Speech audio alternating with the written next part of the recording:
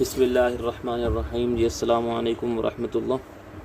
आज हम इस वीडियो में सीखेंगे कि हम अपने दावा सीसीटीवी कैमरास की डीवीआर की रिकॉर्डिंग किस तरह से हम डिलीट कर सकते हैं। तो सिंपली आपने जाना है, राइट क्लिक करना है, मेन मेन्यू में जाना आपने।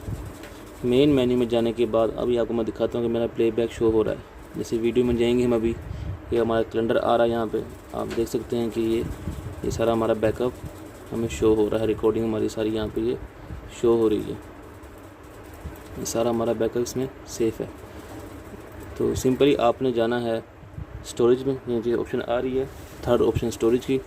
इसमें जाने के बाद यहाँ पे basic, schedule, HD manager, third option HD manager में जाना आपने। यहाँ पे सिलेक्ट कर लेना आपने इसको, हार्ड ड्राइव को ऑल करके सिलेक्ट करने के बाद नीचे ऑप्शन आ रही है, देख सकते हैं आप, ये फॉर्मेट की।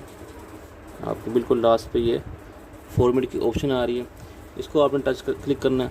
क्लिक करने के बाद ये आएगा are you sure to format the selected device. हमने कहा जी ठीक है, ओके जी। जैसे ओके करेंगे हमारी हार्ड ड्राइव फॉर्मेट होगी और ये हमारा डीवीआर रीस्टार्ट होगा ऑटोमेटिक।